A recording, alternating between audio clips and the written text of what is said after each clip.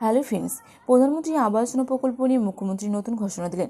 যে সমস্ত অসৎ ব্যক্তি অর্থাৎ প্রধানমন্ত্রী আবাস যোজনা প্রকল্পের ঘর পাওয়ার যোগ্য নয়, যাদের মাথার উপর পাকা ছাদ রয়েছে, তারা এই প্রকল্প থেকে বঞ্চিত থাকবেন, অর্থাৎ তাদেরকে কোনো রকম সুবিধা দেওয়া হবে না।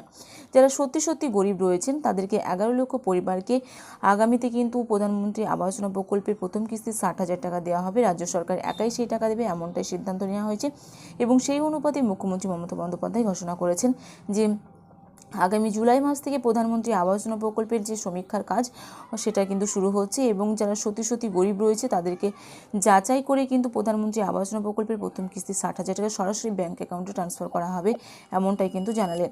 আজকের এই ভিডিওতে আপনাদেরকে বিস্তারিত জানাবো। তার আগে ভিডিওটি যদি ভালো লেগে থাকে তো অবশ্যই এটি লাইক করবেন, বন্ধুদের সঙ্গে শেয়ার করবেন। লোকসভা নির্বাচনের ফলাফল বেরিয়েছে এই মাসের 4 তারিখ। তারপর বাংলার শাসক দল তৃণমূল গোটা রাজ্যে বেশ ভালো একটা ফল করেছে। অন্যদিকে বিজেপি আগের বারে থেকে অনেকটাই আসন কমে গেছে, তবে শুধু বাংলাতে কম আসন পেয়েছে, তার একক সংখ্যাগরিষ্ঠতাও পায়নি। 3 বারের জন্য প্রধানমন্ত্রী পদে শপথ গ্রহণ করছেন নরেন্দ্র মোদী সরকার। অন্যদিকে লোকসভা ভোট শেষ হতেই বাংলায় আবাস যোজনা নিয়ে নতুন করে সক্রিয় হয়েছে রাজ্য সরকার। তবে জানা যাচ্ছে জুলাই মাস থেকে রাজ্য সরকার আবাস যোজনা প্রকল্প কার্যকর করতে চলেছে। আবাস যোজনায় টাকা কেন্দ্র দিচ্ছে না, এই নিয়ে অভিযোগ করেছেন রাজ্যের মুখ্যমন্ত্রী মমতা বন্দ্যোপাধ্যায়। অন্যদিকে কেন্দ্রের থেকেও বলা হচ্ছে যে এই টাকা পাঠানো হয়েছে কিন্তু তা দুর্নীতিতেই চলে গেছে।